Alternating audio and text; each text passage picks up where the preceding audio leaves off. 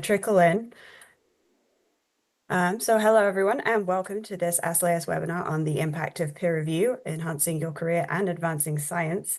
This webinar is brought to you in celebration of Peer Review Week, bringing together scholarly communication stakeholders to explore the changing publishing landscape and the critical role of peer review in advancing scientific research and professional development. My name is Emily Yamasaki. I'm the scientific manager at SLAS. And today I have the pleasure of being joined by Editor-in-Chief of SLAS Discovery, Dr. Bob Campbell, and Editor-in-Chief of SLAS Technology, Dr. Ed Chow. So thank you very much to both of them for joining us for today's discussion. We will be taking questions for Bob and Ed. So if you have any questions you'd like to ask them, go ahead and pop those in the chat. And we will get to those as and when we have time. Our publishing manager, Jenny, will also be posting resources on how to apply to be a peer reviewer for SLAS Discovery and Technology and how to get in touch with us if you have any further questions for that as well. So to get us started, Bob and Ed, I would love to briefly hear from you.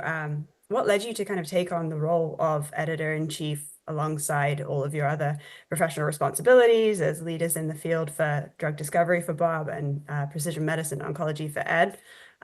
Perhaps, Bob, I know you have a long history with SLAS. If you could start us off with your background. Yeah, so I've been working in drug discovery my entire career. So between pharma and biotech, it's now my 37th year, actually. And in 1999, I joined a biotech, and it was quite clear that I needed a great deal of assistance in setting up automation. And fortunately, I had developed a network that then led me to a number of what was known as SBS, Society for Biomolecular Screening, people in the society. And I became very engaged. They helped me tremendously, just extremely helpful. And then I went to the first conference and I realized what a uniquely symbiotic relationship that the people there, the scientists, academic, pharmaceutical, tech, the vendor community, very responsive. And I was sort of sold from there on the true benefits of participating. Fast forward a few years, I enjoyed publishing even in a pharmaceutical role, and had published a number of papers in then what was JBS, and approached the editor about becoming more active. This was Larry Walker, and it turns out Larry was thinking of retiring from the role after many years, and invited me to take on the role. In short, he said, in summary, perhaps you complain a lot. Maybe you could put that to good use, or something to that effect. And it was true. I had a lot of comments, suggestions for improvements, and so for a year I shadowed him in the role, and then in 2008 I took on the editor-in-chief role, and have been ever since, and thoroughly enjoyed the opportunity to participate, to play this role, which I feel is just truly integral to maintaining the quality, to maintaining the level of science that SLAS requires to move ahead and to serve the scientific community. And that passion remains undaunted these many years after. That's wonderful. Thank you so much for your long service with the society. How about you, Ed? What was your background with coming into the editor role? Yeah. So, I had the good fortune of being exposed to SLAS. I think I joined SLAS literally the first year post-merger between the two different societies. So I was at the inaugural SLAS conference, and that was really when I started to get exposed to all the different aspects that SLAS has to offer. At the time, I was a very young researcher. I think I was just starting in my postdoc or halfway through my postdoc at the time. And I was working in micro nanotechnologies where, and especially at that time, there was a big push in SLAS to bring in a lot of notable micro nano researchers, both in industry and academia, into the society. So I kind of just followed where the leaders in the field went. And then along the way, then I began to get exposed to all the other wonderful things that SLAS has to offer. And I just wanted to get involved. So I started off as a reviewer, similar to what we're talking about here. Then joined the editorial board, then became associate editor, and then eventually editor-in-chief. And I think I've always really wanted to stay connected and part of SLAS because one of the things I love about working in the journals and being part of the community has been that, especially on the technology side, we kind of we're in a unique space where we get to see what is going to be the next big thing. Um, and so I've always felt that it's been really valuable in my own personal research career to kind of see where the trends are going, especially on the industry side, because for many years, literally up until a couple months ago, I was in academia. So I was really nice to see kind of where industry was going in terms of technology advancements and then quickly onboard those into the academic setting as well. And definitely being on the journal kind of helps me get a sneak peek as to what's the next big thing or the next technological advancement that we should be comfortable with. Yeah. Yeah, I think kind of as both of you mentioned, it's really key to emphasize the importance in peer review in ensuring publication of high quality data that really advances scientific research. What I would also like to touch on, which Ed also spoke about a little bit, is the additional benefits of participating in that peer review process, for example, in professional development. So could you maybe elaborate a little more on kind of some more benefits on what you consider to be the main benefits of being involved in the peer review process, especially when you're an early career scientist, for example? Yeah. Yeah. Oh, okay. Go ahead, Ed. All right, I'll go first. Just on my end, I think as an early career, it's a very low hanging fruit way of becoming involved with the society, with the journals, especially if you become a frequent peer reviewer, they get to know you, and then this can then lead to further greater involvement on the editorial board, and just in the community in general.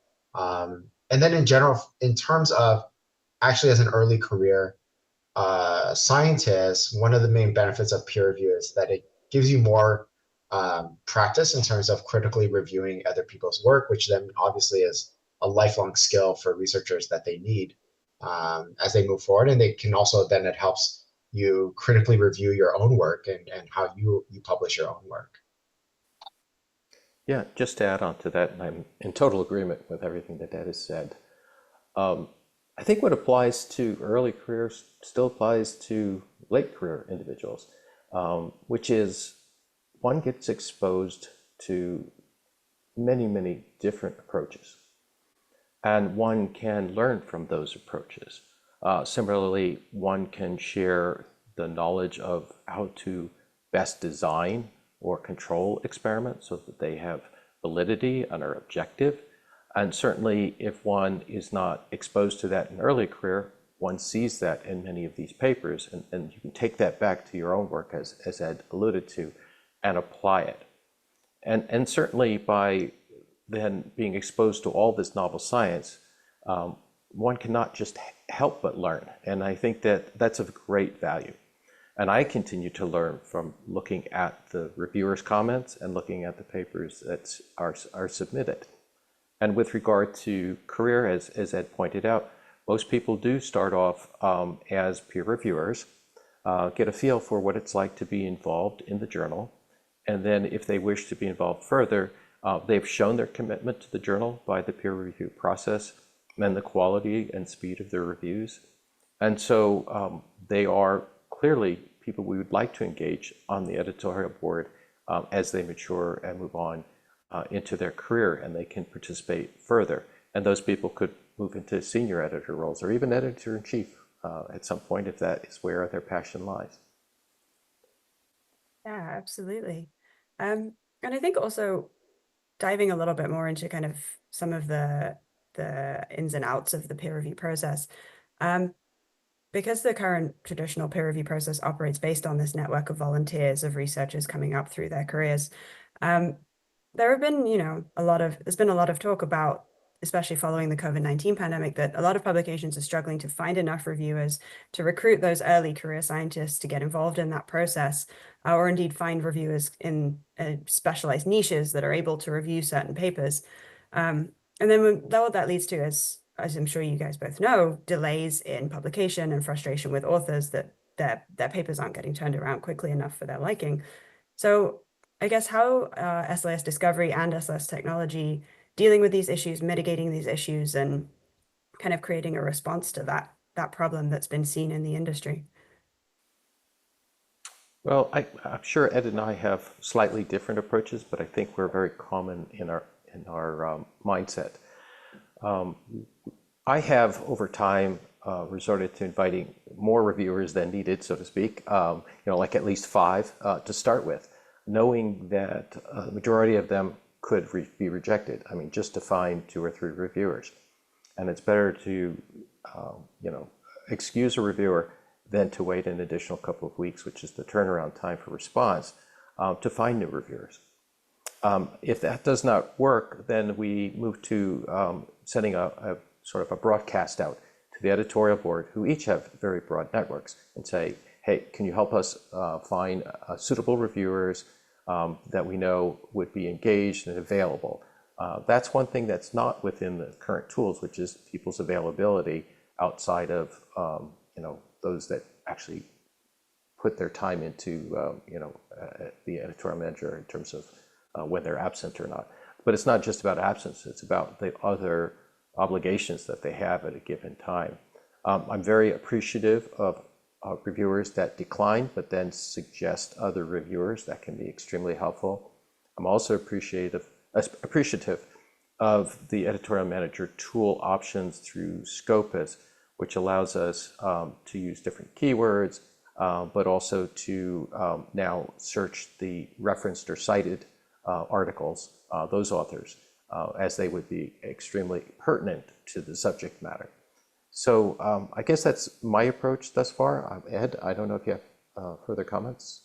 No, I actually thought that was pretty spot on in terms of how everything that we do on our end at SLAS Technology as well. Yeah, definitely. I think it has been a struggle post-COVID. It's not just for us, for all journals. So, the times of the review process has taken longer across the board. But there are tools that Bob mentioned, like the Scopus and additional reviewer screening tools that are an editorial manager that do help us at least try to invite as many people as possible. And we really just try to attack it with numbers. Yeah. One thing I do want to add, and perhaps I'm appealing to those that might be looking at this video in future. If you're an author, I would say to you, when was the last time you reviewed a paper? Are you concerned about the time it's taking for your paper to be reviewed? So I put to you whether you have volunteered or volunteered someone from your lab to do peer review. So just food for thought. Sometimes we get caught up in the process of submission that we don't think about how we are also not just being authors, but reviewers.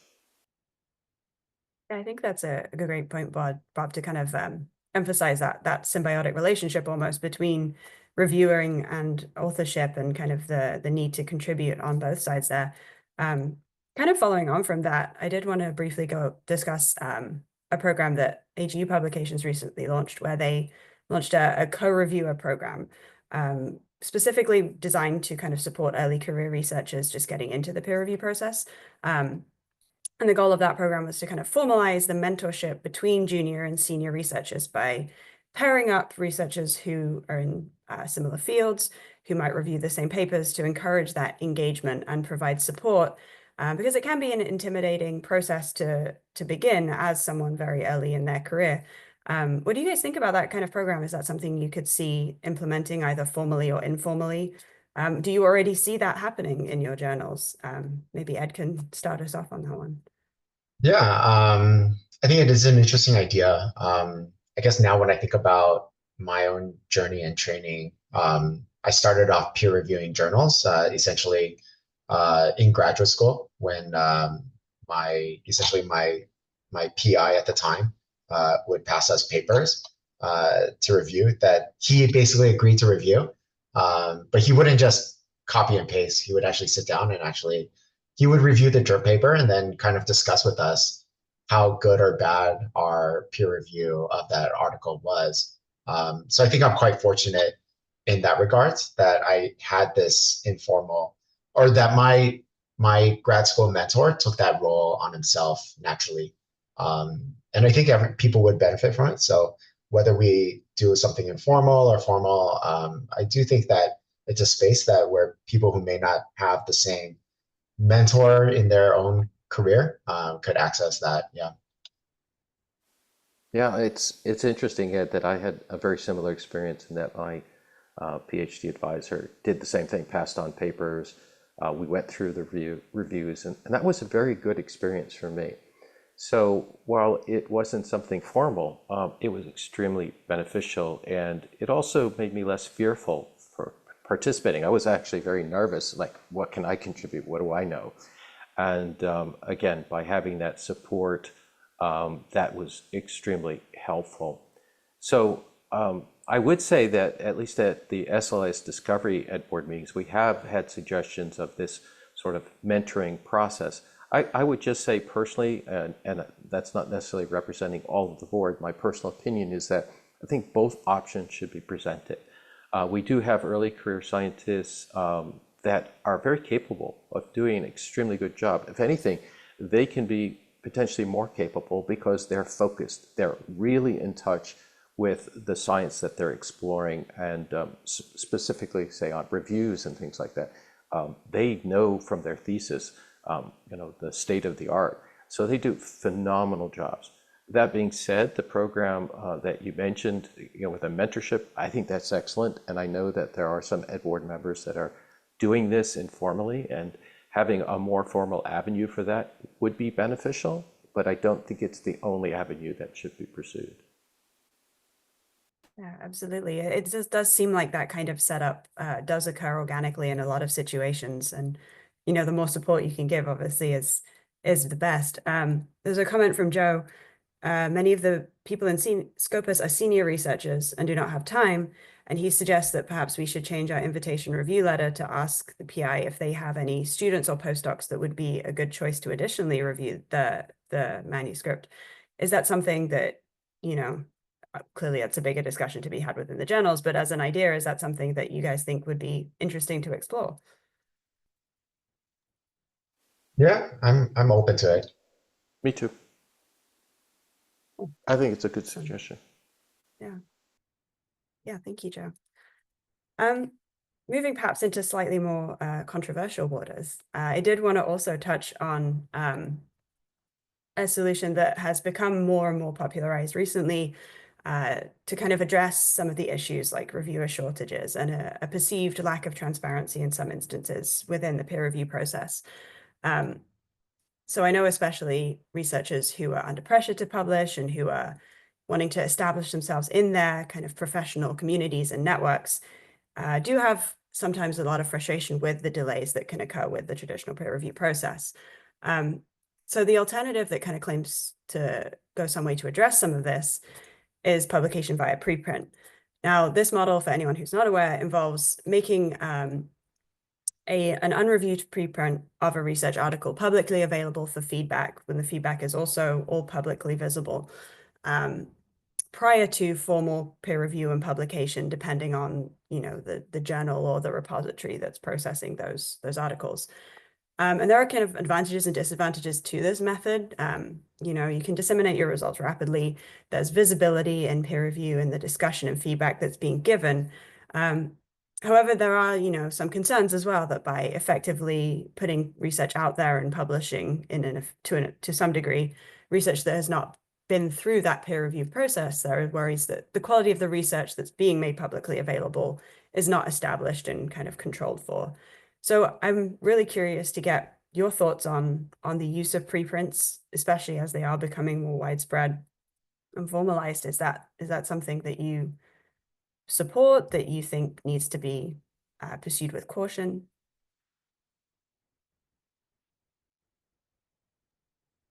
I'll go first. So I think preprints have a very important space in research dissemination. I think medRxiv, bioRxiv, and these preprint servers are fantastic. In fact, our own group actually just uploaded a manuscript to medRxiv yesterday for our own research to get it out there.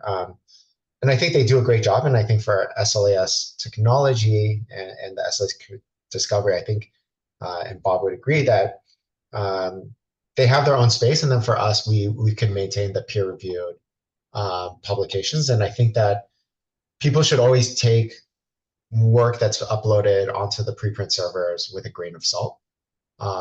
And it's valuable dissemination, but ultimately at the end, it has to go through a peer review process. Um, so I think that most articles should go through some type of peer review. Um, and, you know, I think that our journals are a great forum for that. And that we can use the existing preprint server infrastructure as a way to early disseminate. But I encourage all readers to um, take those articles, yeah, carefully before, um, you know, taking those moving forward. Yeah. Yeah, I agree with Ed. You know, I use bioRxiv quite a bit. Personally, I think there's some great science there, but I'm also well aware as an editor that there's also some pretty, shall we say, rough publications out there in these preprint servers. Some are not properly controlled experiments, and quite frankly, there's also some duplicated and or plagiarized material. So one has to be very cautious because there's really no one minding the store, so to speak, with regard to that. That being said, they have a tremendous value. Clearly, the values are overarching relative to those issues which detract. I do think that also that there's no obligation of the authors to respond or to change their manuscript with his critiques, but I do think there's great value in seeing them. And again, we all become peer reviewers by looking at their peer reviews, even though that they may not be incorporated. So they have their place. I think they're very valuable. But as Ed said, we're in a different place, and we will maintain the peer review process for all those reasons listed above. And we will respect and use the preprint servers as a source of information and also a source of manuscripts, potentially. We will recruit from the preprint servers to say, would you like to submit to our journal? This looks pretty good, and I think it would be useful to have a formal peer review and publication. It's great to get that perspective on it. And I do also want to touch on something that you mentioned briefly. Another kind of key facet of this preprint process is to make that peer review process more visible and more open, and people are able to read the comments and decide for themselves how they want to respond, and if they agree with them.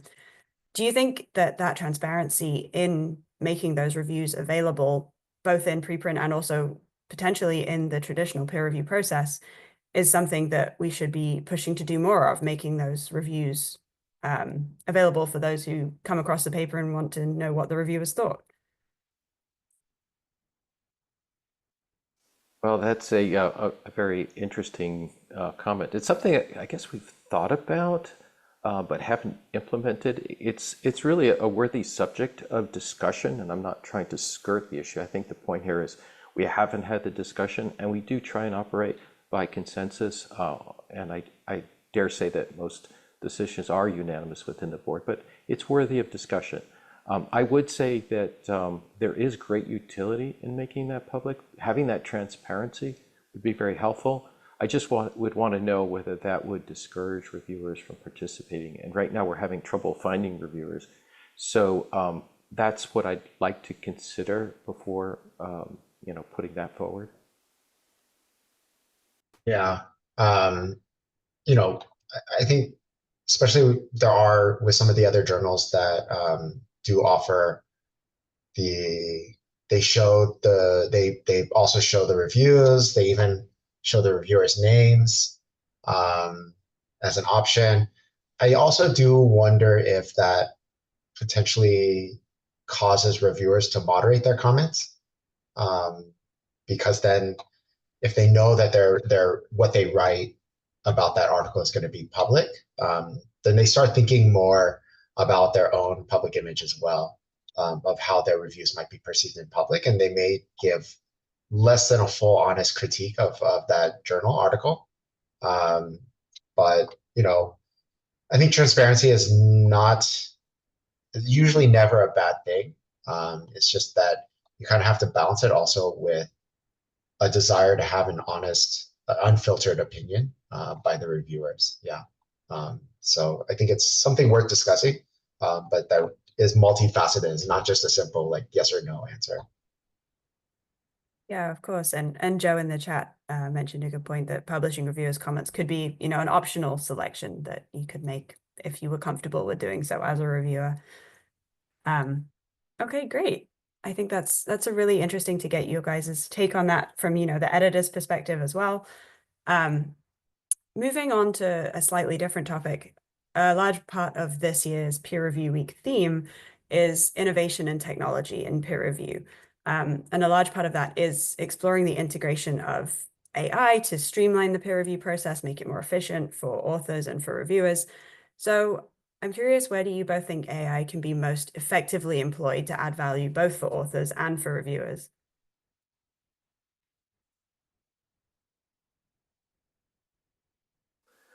So I won't claim to have great expertise in AI machine learning, just an exposure. I would say, the way we select reviewers right now is still fairly manual. You're clicking, you're selecting keywords. Scopus does have its own method. I don't understand the workings of that, tries to suggest reviewers, but clearly that process could be more streamlined. And I do think application of AI tools perhaps could help us there and eliminate, perhaps not finding the most optimal author.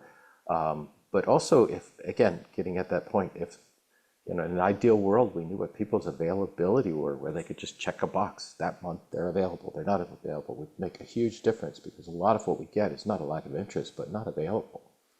So I don't know. That's just off the top of my head. Ed, you have any thoughts on that? Yeah. I think AI, I don't know. I'm a little conflicted about, on the editorial process as well as also on the authorship process. You have to be very careful about not necessarily relying on AI too much. I think AI has been great for helping people reword ideas that they want to have, like kind of like helping like a co-editor. Um, but at the same time, it's one of those things where I think we're still at a stage where we really still want to make sure that, you know, people are getting it right. People are, um, you know, recognizing that the work that they do is real, and is from them. And then I think with peer review, it's one of those, that um, I think we're still not at a stage where we can kind of let AI take over. Uh, I think we still need that human expertise and that nuance. Um, I mean, for in terms of reproducibility and checking for accuracy, checking for duplication, I think that that is where AI may play a role in terms of looking for inconsistencies in the images of the figures, checking for um, cross-referencing of the articles for other publications or other submissions might be useful. But in terms of actually reviewing the content, the novelty, the scientific rigor, I mean, I think for now, for the foreseeable future, we'll need people to manually do that. Yeah. Yeah, definitely. And I guess, Bob, do you have anything else you'd like to kind of bring to the table in terms of reservations or concerns regarding, the increased implementation of AI in the publishing process, both in, the editorial and the scientific review, and even the generation of papers? Yeah, I mean, at this point, AI is in early stages. I think Joe had a great comment, which is, it could help us improve the grammar, especially for non-native English speakers and writers. And we have in past spent so much time on just grammar checking, and to the point where, hey, I can't even understand what they're trying to say. So, that iteration time can be quite long and also is very cumbersome to a reviewer.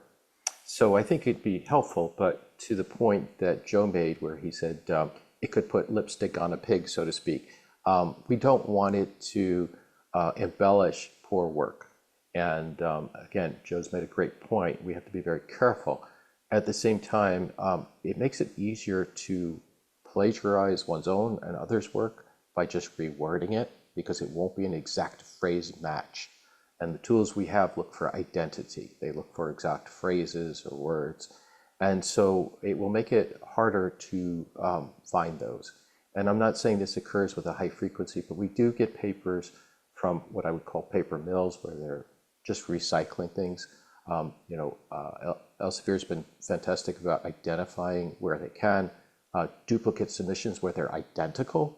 But with AI, you could take the same submission, change it around quite a bit, have the same content, and it would only be found, I think, probably in either the references or the figures, and then you need AI tools to detect images. And we're getting better, but we're still not quite there. So I do think it's useful, but AI can be used maliciously, and we have to be very cognizant. And right now, we have no means to detect the use of AI in a publication. Yeah, that's a great point. So kind of in the kind of final portion of the webinar, we talked a lot about, the current issues and challenges that are present in the field of scientific publication. But I want to ask finally, what are you most excited about? What still grabs your interest regarding the future of scientific publication and peer review? What keeps your enthusiasm as editors and as part of the journal process? I mean, the science remains exciting. It's always evolving. Change is happening even faster than one might envision, at every decade. And I can say that because I've been doing this more than a decade. And I'm always excited to see what scientists are submitting. It's just amazing. From chemistry, technology, biology, biochemistry, structural biology. It's just amazing where we are right now. And to have the ability to then apply these to unmet medical needs is just phenomenal. And to have the vendor, tool, provider, community, change on a dime to make those tools available so that we can do this in a rapid fashion and have those tools available to anyone, be it academic or pharmaceutical biotech, is just, it's just rewarding to be involved in any way with that process. So I'm excited. I'm also excited about the new tools. I'm excited about AI and ML and how machine learning, how that can be applied in all facets of publishing, research, drug discovery, anything. I think we should embrace it, but take it with a grain of salt. Understand there's going to be growing pains, and there's going to be the sort of false promises, which have unfortunately thwarted some companies and investments' future in really excellent technology. But now seeing the recent Nobel Prize just awarded in chemistry around AI, things like DeepCure and so on, DeepMind, and AlphaFold. I mean, this is showing that it's really going to be changing the future. So I embrace that future, and I embrace that by participating in SLAS, participating in the journal as much as I can to bring these aspects forward. Yeah, I basically share the same with Bob. The same reason for getting involved in the beginning, early in my career, I think still holds, is this idea of really wanting to see what's next and being part of the process of disseminating that information. So I love, going to SLAS conferences, seeing, the new things that people present, being part of the research and scientific community and seeing all the new things, and then playing a role in helping to disseminate that information and making it more broadly available in terms of how do we harness this technology what are some technologies that we should be on the lookout for in our everyday research lives, and how do they impact research as well as also clinic, and just yeah, just always really seeing what's next is something that keeps me going. Yeah.